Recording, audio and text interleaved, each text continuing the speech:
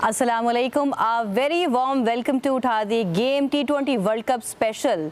T20 world cup के matches का बाकायदा आगाज़ हो चुका है और आज भी अफ़गानिस्तान और आज भी मैचेस का सिलसिला जारी है। और आपको ये भी बताते चलें कि न्यूजीलैंड और अफ़गानिस्तान के दरमियान आज मैच हुआ है और काफ़ी टक्कर का मैच था। न्यूजीलैंड ने अपने नाम किया है, लेकिन अफ़गान प्लेयर्स की बैटिंग को हम वाज़े तौर पर डिस्कस करेंगे। इसके अलावा भारत में भी मैचेस का सिलसिला जारी है। आज नेपाल का भी पहला मैच है और दीगर टीम्स की बात की जाए तो इंग्लैंड और नेपाल और श्रीलंका और आयरलैंड भी आज आपस में टकराएंगे। इसके अलावा पाकिस्तान की क्रिकेट की बात की जाए तो पाकिस्तान के जो फॉरवर्ड मैचेस हैं वो हमारे लिए बहुत ज़्यादा अहम होते जा रहे हैं, लेकिन सियासी सिचुएशन जो है इस टाइम पे वो भी पंप अप हो चुकी है क्योंकि कोशिशें जारी हैं।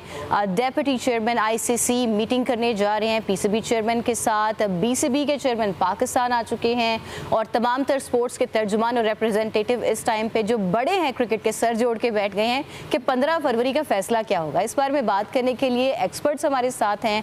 क्रिकेट एक्सपर्ट इरफान ज़हीर मेरे साथ हैं, अस्सलाम वालेकुम। और एक्सपर्ट शाहनवाज हमारे साथ हैं, आपको भी वेलकम कहते हैं। पहले मैं आपसे ये पूछना चाहूँगी कि मैच देखा न्यूजीलैंड अफगानिस्तान का और आपने इब्राहिम ज़ादरान की परफॉर्मेंस देखी और इसके अलावा बाकी प्लेयर्स की परफॉर्मेंस भी आपने देखी। मतलब ये कहते हैं कि टफ फाइट दे के अच्छा बैटिंग ऑर्डर आपको देखने को मिला अफगानिस्तान का, ऑल्दो हार गए। देखिए अफगानिस्तान जैसे ये एशिया की कंडीशन होती है सब कॉन्टिनेंट की ख़ास तौर पे उसमें बड़ा अच्छा परफॉर्म करते हैं। टोटल डिसेंट था, बट हमने कल भी शायद बात की थी कि अगर आप न्यूजीलैंड की बात करें, साउथ अफ्रीका की, इंग्लैंड की या ऑस्ट्रेलिया की, ये कुछ ऐसी साइड है वो कंप्लेसेंट क्रिकेट नहीं खेलती कि अगर आपने खेलना शुरू किया तो एकदम चोक कर जाएंगे। ये टेंडेंसी हमें समहाउ पाकिस्तान में ज़्यादा नज़र आती है, श्रीलंका में बहुत ज़्यादा रिसेंट पास में नज़र आ रही है। तो ये एक उसी तरह एवरेज खेलती है, ख़ास तौर पे ऑस्ट्रेलिया और न्यूजीलैंड। ये दो ऐसी साइड है कि जिनका ग्राफ आप देखेंगे तो 99% सिमिलर रहता है। बहुत रेयर होता है कि ये किसी ऐसे मैच के अंदर या सेकंड ईयर की टीम से इस तरह का मैच आ रहे हैं। गुलबदन नैब ने बड़ी शानदार इनिंग 63 की खेली। मेरा ख्याल है कि वो एक टर्निंग मोमेंट था, एक अच्छा डिसेंट टोटल लगाने में कामयाब हुए। शायद एंड में उस तरह फिनिश नहीं कर पाए अफगानिस्तान वाले जिस तरह वो चाह रहे थे, बट जब आप न्यूजीलैंड की बात करते हैं तो वो एक कंप्लीट साइड आपको देखने को मिलती है।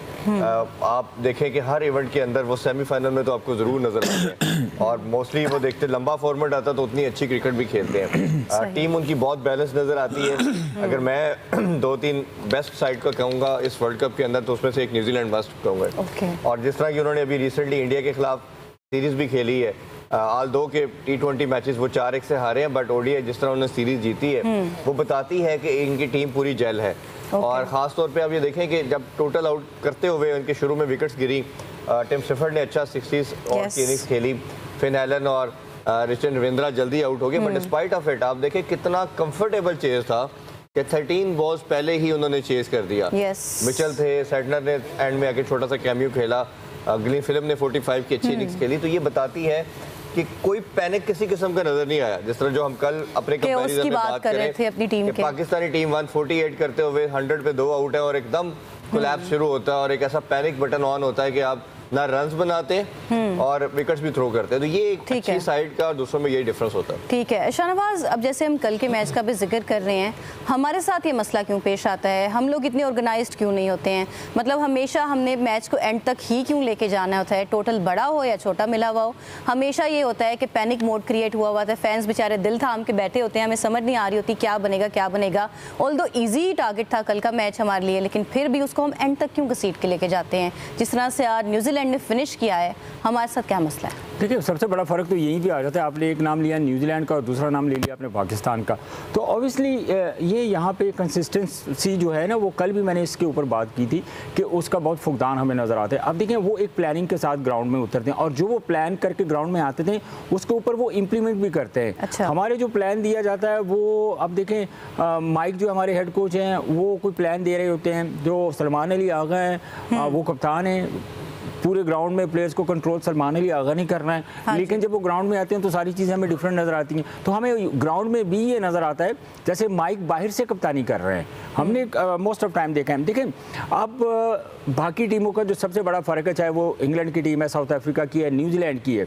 न्यूजीलैंड जितनी शानदार बैटिंग आज उन्होंने की और वो रिसेंट पास में भी वो इंडिया के खिलाफ सीरीज़ भी खेली हैं, तो उन्होंने बड़े बड़े हाई स्कोर किए हैं, बहुत अच्छे मैचेस हमें देखने को मिले इंडिया के खिलाफ। लेकिन बात यह है कि पाकिस्तान हमारा जब भी खेलता है, कोई बायलैटरल सीरीज ना हो, इवेंट हो, इवेंट में हमारे पाँव के नीचे से ज़मीन जो है ना वो निकल जाती है, प्रेशर में बहुत जल्दी आ जाते हैं। और किस तरह से पाँव से ज़मीन निकलने का सिलसिला हम बंद करें? छोटी सीरीज होती हैं, बायलैटरल्स होती हैं, वो प्रैक्टिस का हिस्सा तो है प्रोसेस का। देखें कब सीखेंगे हम? अब सीखना तो हमें बहुत पहले चाहिए था। अब हम इसके ऊपर इतनी बात कर चुके हैं कि शायद हमारे पास वो अल्फाज ख़त्म हो गए कि हम किस तरीके से इनको पता है कि आप लोगों ने करना क्या है। हाँ जी। लेकिन बात यह है कि अब देखें, नीदरलैंड के खिलाफ कल हम खेल रहे हैं, तो हमारे लिए एक वेकअप कॉल थी वो कि अगर आने वाले मैचेस में अगर हम इस तरह का परफॉर्म करेंगे तो तगड़ी टीमें हैं जिनसे हमने खेलना है, सो हम टूर्नामेंट में हमारा सर्वाइव करना मुश्किल हो जाएगा अगर हम एक मैच भी हारते हैं। और फिर दूसरा, हमने स्टैंड किस चीज़ पे लिया हुआ है? हमने इंडिया के खिलाफ मैच नहीं खेलना, हमने बाइकआउट करना है। हम ऑलरेडी अनाउंस कर चुके हैं कि हमने इंडिया के खिलाफ नहीं खेलना। तो आप अपने माइंड में पहले ये चीज़ें बनाएं कि भाई वो 2 पॉइंट जो हैं वो हम जो है ना इंडिया को ऑलरेडी दे चुके हैं। सो उसके हिसाब से देखिए, कहीं ना कहीं आके आपको अच्छे रन रेट, एवरेज, इन चीज़ों के ऊपर भी जो है फोकस करना है। आप इन चीज़ों को लेके जाएंगे तो आपके आगे काम आएंगी। लेकिन प्रॉब्लम ये है कि जब तक हमारे जो स्पेशली जो हमारे पाकिस्तानी जिस तरह की क्रिकेट खेलते हैं, हमने देखा है कि एक आउट होता है तो फ़ौरन ही प्रेशर जो है बहुत ज़्यादा वो सीरियस ले लेते हैं ना। हमारे बड़े सेंसिटिव बच्चे हैं, बहुत सीरियस लेते हैं हर चीज़ को। नहीं, इतना सेंसिटिव तो नहीं होना लेकिन उसके मैं एग्जांपल इस तरह दे रहा हूँ, एक एग्जांपल मैं दे रहा हूँ। अब अफगानिस्तान की अगर हम बात करते हैं, देखिए आज उन्होंने पहले बैटिंग करते हुए देखिए 182 रन बनाए थे, बड़ा एक बेहतरीन उन्होंने जो है ना वो एक अपना आगाज़ किया। नो डाउट कि वो मैच हार गए, लेकिन वो न्यूजीलैंड के खिलाफ खेल रहे थे। सो ये चीज़ें हैं। देखिए अब अफगानिस्तान की हिस्ट्री की अगर बात करें तो उनकी क्या पाकिस्तानियों से क्रिकेट सीखी है उन्होंने? सीख के तो गए हैं कुछ। हमारे पेशावर में कैंप लगते थे, यहाँ से सारी क्रिकेट हमारे जितने भी इस मुल्क की मिट्टी ने तराशा हमारे इधर लाहौर में कैंप लगते थे। हमारे पेशावर से जो है ना वो कोचेज जाते, पाकिस्तान से कोचेज जाते थे। हमारे ही टेस्ट क्रिकेटर जो थे जिन्होंने उनको ट्रेन किया, इंजमाम गए, रजवान गए, मोहम्मद रमज़ान गए, फिर उसके बाद आमिर सुहेल गए, राशिद लतीफ़ गए, अभी रिसेंट पास में राना नवीद वहाँ पे थे, हमारे इमरान फरत वहाँ पे था। तो कहने का मतलब है कि ये अगर वहाँ पे इन बच्चों के ऊपर काम हो सकता है तो वाई नॉट पाकिस्तान, कि पाकिस्तान में इनके ऊपर क्यों काम नहीं हो सकता? क्या क्या मसाइल क्या हैं, प्रॉब्लम्स क्या हैं जिनको अभी तक हम आइडेंटिफाई ही नहीं कर पाए? और हर मैच के बाद हमारे पास एक्सक्यूजेज होती हैं सानिया, के मल्टीपल एक्सक्यूजेज होती हैं कि यार हम अगर हम ये कर लेते तो ये हो जाता, ये कर लेते तो वो हो जाता। आपको कंसिस्टेंट होना पड़ेगा। हर किस्म का जो आपकी सिचुएशन आएगी, प्रेशर मोमेंट आता है या कुछ भी आता है, आपको हैंडल करना आना चाहिए। मेरा आपसे ये सवाल है, जिस तरह से शाहनवाज से भी बात चल रही है कि सिचुएशन ऑलरेडी बहुत ज़्यादा जम्बल्ड है, हमें नहीं पता कि हमने 15 फरवरी को मैच खेलना है नहीं खेलना, 2 पॉइंट्स हमारे ऑलरेडी जा चुके हैं, तो ऐसे सिचुएशन में अच्छी एवरेज कैसे जनरेट करें? क्योंकि पाकिस्तान आगे यूएसए को फेस करने जा रहे हैं, यूएसए से भी हम हार चुके हुए हैं पास्ट में।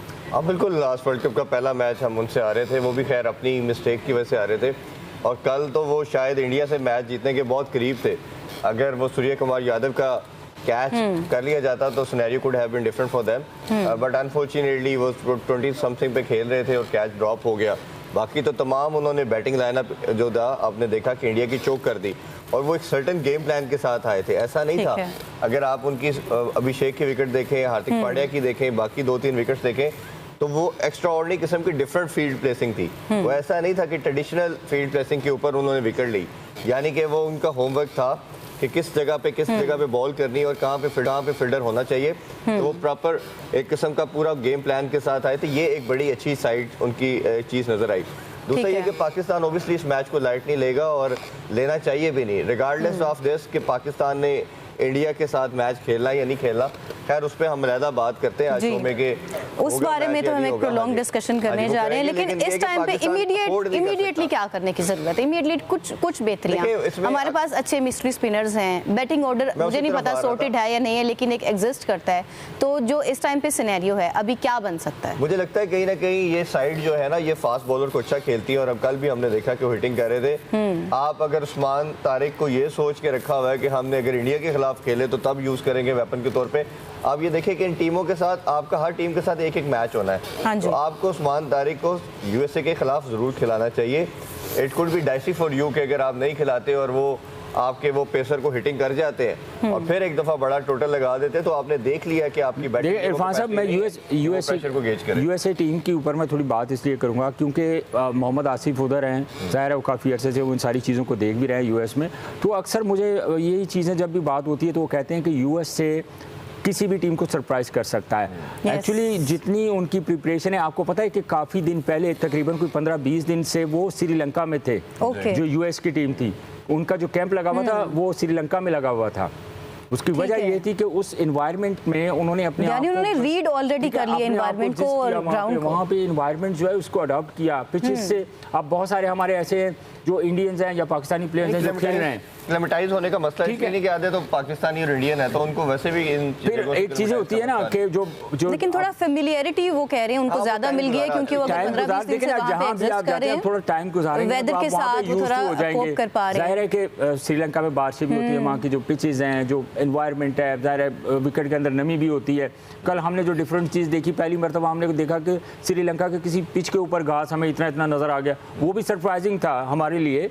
एज ए क्रिकेटर मैं बात कर रहा हूँ कि हमने कभी भी नहीं देखा श्रीलंका में कि किसी पिच के ऊपर इतना बड़ा ग्रास हो। सो यूएसए की जो टीम है, आपने हमारे जो फास्ट बॉलर हैं हमने देखा है कि वही बच्चे जो पाकिस्तान अंडर-19 जो है वो पाकिस्तान की तरफ से खेल रहे थे, अब वो जो नेशनल टीम है वो यूएस की तरफ से खेल रहे हैं। सो ये बेसिकली हमारा लॉस भी है। लेकिन कल की मैं ये बात करूँगा कि यूएस जो है कल इंडिया को भी उन्होंने सरप्राइज किया। अब इंडिया को हमने देखा न्यूजीलैंड के खिलाफ सानिया वो कितने बड़े बड़े रन्स कर रहे थे, मतलब 200-250 रन कर रहे थे। अगर 155 किया साउथ अफ्रीका ने तो 10 ओवर में उन्होंने मैच खत्म कर दिया। इतना वो परफॉर्म कर रहे, इतने वो तगड़े थे।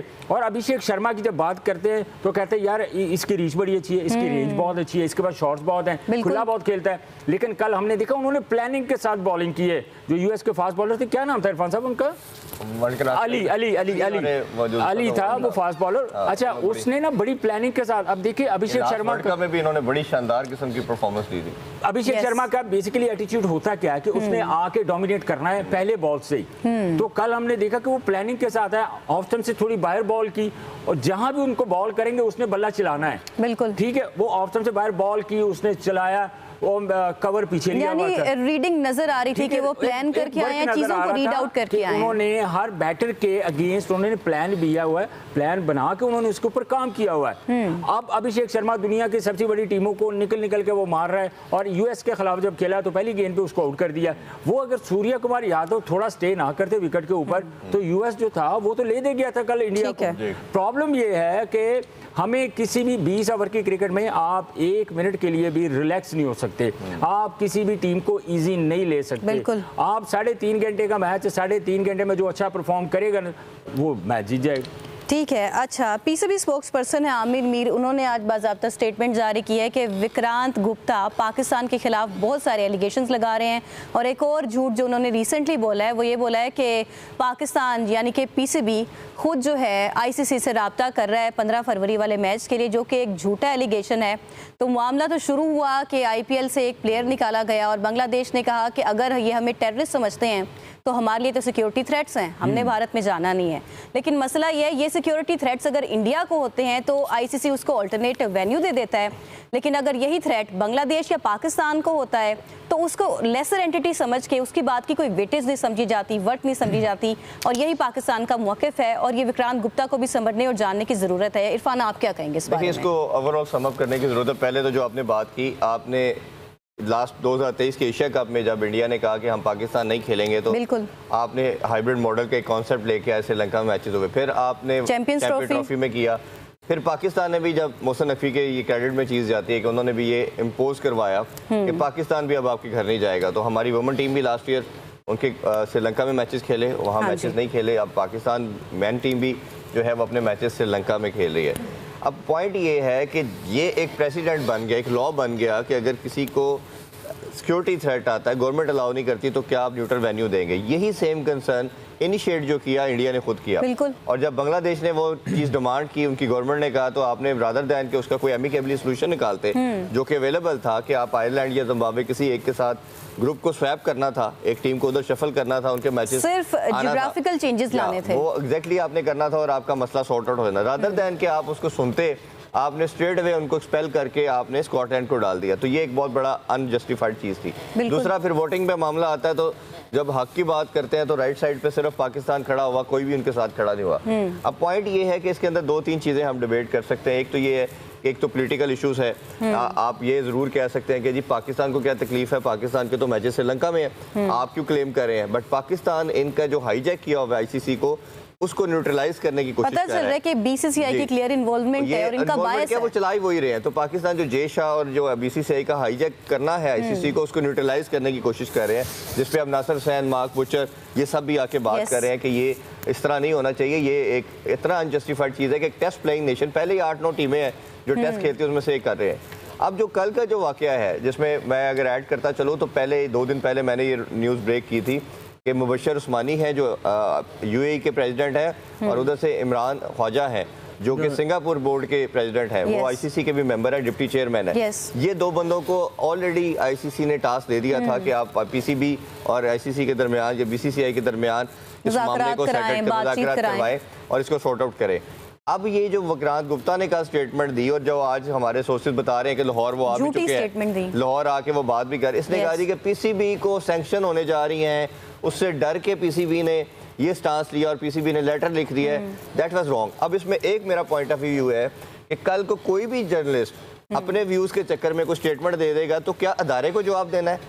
आप, मेरा तो ख्याल है कि आमिर मीर साहब या पीसीबी को आना नहीं चाहिए क्लास 4 में ना। अगर आप आईसीसी के जवाब, आप मैं सिर्फ इसको फिनिश कर दूं, फिर आप जरूर ऐड कीजिएगा। तो आपको जवाब देने की जरूरत नहीं थी। आप अपने जर्नलिस्ट की इधर इतनी बड़ी कम्युनिटी है पाकिस्तान में भी, आप अदारों को कहते हैं इधर कितने टीवी चैनल्स हैं कि आप इसका रिप्लाई दे दें, आप उनको अपना मौकफ देते, आपको खुद आने की जरूरत नहीं थी। अब वो आज फिर उसने एक और ट्वीट कर दी अभी कुछ देर पहले। तो उसने कहा जी आपको वक्त बताएगा कि ये किसने निगोशिएट कर रहा है, कौन क्या कर रहा है। आपने भी बड़ा हार्श स्टांस लिया, तो मेरा ख्याल जरूरत नहीं थी। दूसरा ये कि लाहौर में बैठक हो रही है, इसमें बात की जा रही है $500 मिलियन जो है इसकी इनकम है इस मैच की। बाकी अगर कोई मैच किसी और टीम का है तो वो 10 से 15 मिलियन डॉलर है। तो उस लिहाज से ये ना आईसीसी बेयर कर सकता है, ना ब्रॉडकास्टर कर सकता है, ना क्रिकेट इसको अफोर्ड कर सकता है कि ये मैच ना हो। एंड ऑफ द डे ये पैसे की गेम है। वॉर के बाद भी अगर पाकिस्तान और इंडिया शेक हैंड नहीं कर रहा, 3 मैचेस एक साथ खेले हैं, इसीलिए खेले हैं कि पैसे का चक्कर था, कोई भी इसको बेयर नहीं कर सकता। बात सारी मॉनेटरी फंड्स की है, ये उसी तरफ आएंगे मैच। शाहनवाज आपका क्या टेक है इस बारे में? एक जर्नलिस्ट फॉल्स क्लेम्स करता है और उसके बाद उसको निजात मिल जाएगी। इरफान साहब की बात में पहले मैं कंप्लीट कर लूँ, ऐड कर लूँ, क्योंकि ये आईसीसी की जो क्लास 4 है लॉज हैं उसके ऊपर जब अगर कोई गवर्नमेंट जो है आपको किसी मुल्क को रोक देती है कि आपने उनके खिलाफ नहीं खेलना, तो उनकी कोई प्लेंटीज वगैरह कोई इस तरह का सीन नहीं होता। अच्छा। ये तो पहले अपने माइंड में रखने की ज़रूरत है। और फिर बात आपने की विक्रांत गुप्ता की, यार उस बंदे की क्या ही बात करनी है। पाकिस्तान आया, हमारे कुछ दोस्त थे, उन्होंने तो सर पे बिठा लिया, जगह जगह लेके फिर रहे हैं उनको। जनाब उनको मुफ्त में खाने खिलाए गए, लोगों ने उनसे बिल नहीं लिया। जब वो यहाँ पे आया था तो मैंने अपने एक दोस्त को कहा, मैंने कहा यार तुम जितनी मर्जी इसकी खातर तवाज़ो कर लो, जब इसने जहाज़ में बैठ के यहाँ से निकलना है ना तो इसके मुंह से वही जहर इसने उगलना है जो ये वहाँ बैठ के करता है। और हुआ भी और ऐसा ही हुआ। देखिए हमें इनकी औकात हमेशा हमें दिखानी चाहिए। चाहे हमने तो बहुत ज़्यादा रिस्पेक्ट दी इनको, लेकिन इनको इज्जत एक्चुअली रास नहीं आई। अब कोई भी स्टेटमेंट आती है, अब देखिए सबसे पहले इंडिया मीडिया जो है प्रोपेगेंडा करता है और सबसे जो फ्रंट लाइन पे होते हैं वो गुप्ता साहब होते हैं। बिल्कुल। और मैं हैरान होता हूँ इंडिया की मीडिया के ऊपर के गुप्ता साहब ने उनके लिए पता नहीं किस चीज़ का वो दर्जा रखते हैं कि उन्होंने बात कर दी, उन्होंने कहा कि इसके बाद और बात है ही नहीं, और इन्होंने जो कह दिया वही होना है। भाई इदारे होते हैं ना, उनकी भी रिस्पॉन्सिबिलिटीज़ होती हैं सानिया। उन्होंने ऑफिशियली देखें, अब ये 2 मुल्कों की बात है, पाकिस्तान ने कितना बड़ा कदम उठाया है कि जिस तरह अभी इरफान ज़हीर साहब ने कहा कि $500 मिलियन की गेम है, तो कहने का मतलब है कि पाकिस्तान का भी एक बहुत बड़ा मॉनेटरी फायदा है, वो नुकसान तो कभी भी नहीं चाहेगा ना, लेकिन इसके बावजूद भी पाकिस्तान ने कितना बड़ा फैसला किया हुआ है। सो बजाय इसके कि कोई भी बात आप अपने से कर लें या उसकी कोई तरदीद या जो तहकीक है अगर आप समझ लेते हैं कि यार ये बात गलत है, तो इदारे को उसकी जो है ना वो तस्दीक या तरदीद करनी चाहिए। वो उस चीज़ को इदारा कहता तो फिर आप तरदीद करें, ठीक है ना। इदारा तो कहीं नहीं रहा, जर्नलिस्ट के ऊपर आप स्टेटमेंट दे रहे हैं। आईसीसी की ऑफिशियल स्टेटमेंट क्या है? मेरी बात सुने, आईसीसी की जो ऑफिशियल स्टेटमेंट्स आपने क्या देखी है? आपकी नजर से कोई गुजरी ऐसी कोई स्टेटमेंट गुजरी? कोई नहीं गुजरी। आपने बीसीसीआई आईसीसी ने अभी तक पाकिस्तान से यही कहा है कि अपने फैसले पर नजरें पहले दिन संडे वाले दिन जिस दिन पाकिस्तान ने ये फैसला किया, पाकिस्तान से रिक्वेस्ट की है कि आप नजरें सानी करें। जिस दिन ये प्रेस कॉन्फ्रेंस हुई, जिस दिन हमारे चेयरमैन साहब ने ये अनाउंस किया कि हम इंडिया के खिलाफ नहीं खेलेंगे, उसी दिन संडे का दिन था, वो प्रेस रिलीज हुई। उसके बाद आईसीसी का कोई ऑफिशियली ना ट्वीट आया, ना उन्होंने कोई स्टेटमेंट दी। अंडरस्टैंड। दूसरी चीज ये है कि जिस तरह हमारे यहाँ पे तो फिर भी बहुत सारा निगोशिएशन होती है, हम फिर भी सारी चीज़ों को प्लस माइनस करके देखते ही हैं एज ए क्रिकेट एक्सपर्ट आप कह लें। तो बाकी ये है कि लॉस तो है, इसमें तो कोई दो राय नहीं है, लेकिन कम से कम उनको अभी तक थोड़ी जिम्मेदारी का मुजाहरा करना चाहिए था। वो तो सिर्फ एक प्रोपेगेंडा बनाई जा रहे हैं। खैर ये उनका प्रोपेगेंडा करने का सिलसिला अभी चले आप कर दें। वो ये है कि इसमें रेवेन्यू शेयरिंग का भी मसला है। पाकिस्तान को इस मैच का जो रेवेन्यू मिलेगा वो समहाउ 25 से 30 मिलियन डॉलर मिलेगा, भारत को 200 से 250 मिलियन डॉलर मिलेगा।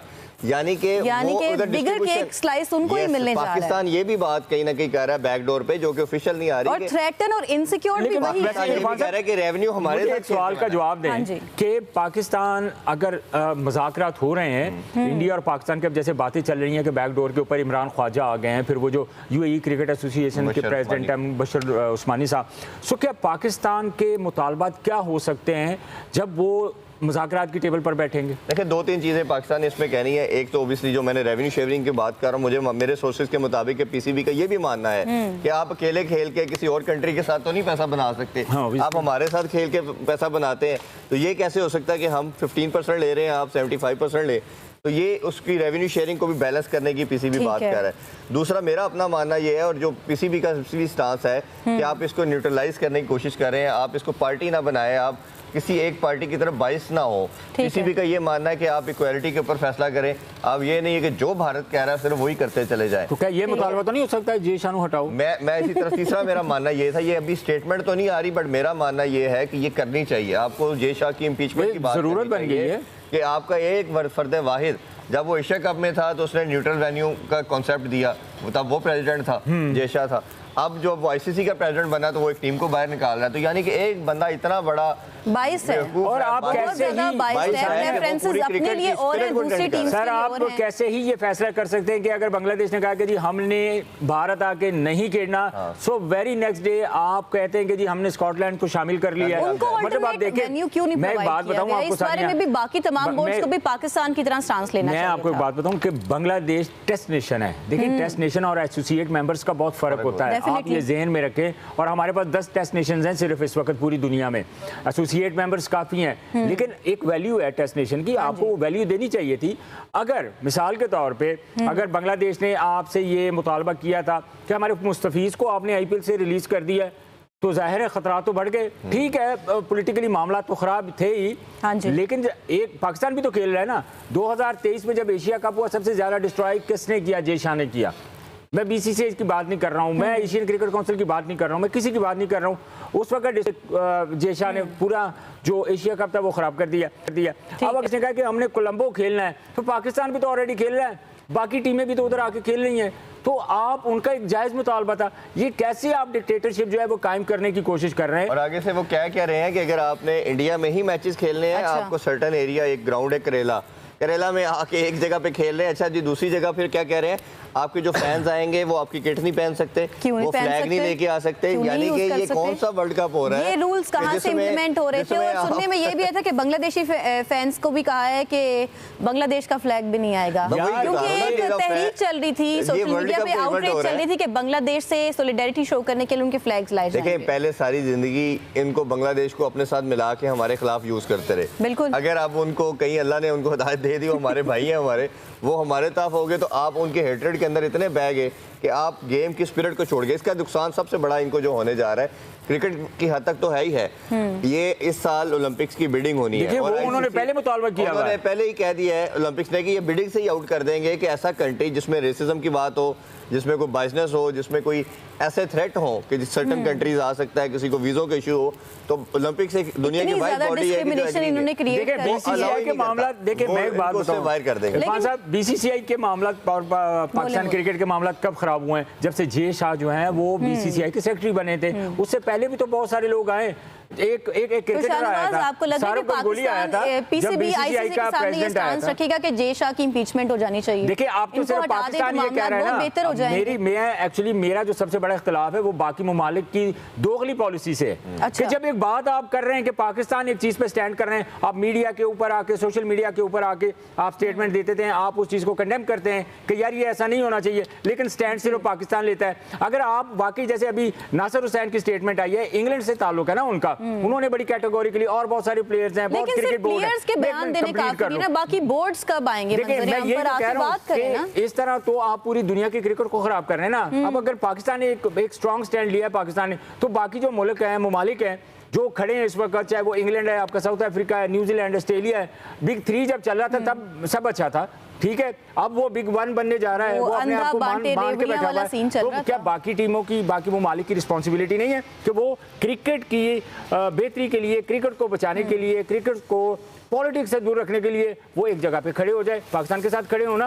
मैं देखता हूँ कैसे प्रेशर नहीं बन। उसमें ना एक चीज़ जो है वो सबसे इम्पोर्टेंट ये है कि जब चैंपियन ट्रॉफी हो रही थी तब भी मैंने बहुत बात की थी कि पाकिस्तान ने डिप्लोमेटिक पॉइंट ऑफ व्यू से अच्छा नहीं खेला। वो ये था कि उस टाइम पे आपको तमाम बोर्ड्स को अपने साथ मिलाना चाहिए था, उनसे बात करनी चाहिए थी कि ये वाहिद कंट्री है जो इस गेम को डेंट कर रहा है, तो आपको तब बाइकआउट बनता था ज़्यादा मेरी नज़र में। अभी भी पीसीबी और बांग्लादेश को ये चाहिए था कि जब ये सोच रहे थे या कंटेंशन शुरू हुई है तो इनको उसी टाइम चाहिए था कि डिफरेंट बोर्ड के साथ डिप्लोमेटिकली डिस्कशन शुरू कर देते, जो कि लेट किया इन्होंने। और जब आपको पता है कि पैसे की वो पावर की वजह से वो जो कहते हैं ना अब्यूज ऑफ पावर है, ज़्यादा पैसा ये अथॉरिटी जो है वो आपको अब्यूज करती है, तो इन्होंने ये करना ही करना था। तो अब आप जब बात करें थोड़ा सा आप लेट इसको लेकर पहले अगर आप करते तो शायद आपके साथ अगर आप 2 थे ये 10 भी हो सकते थे, 8 हो सकते थे, 5 हो सकते थे, ठीक है। मुझे आई बिलीव कि with the passage of time और कंट्रीज आपके साथ जुड़ेंगे, आपकी बात में हाँ मिलाएंगे, बट आपने पहले एंगेजमेंट क्यों नहीं बनाई? क्योंकि अब मैचेस स्टार्ट हो चुके हैं। और अब दूसरा ये है कि बांग्लादेश ने, मेरा बांग्लादेश से भी गिला है, उन्होंने आईसीसी के इस फैसले को एक्सेप्ट कर लिया है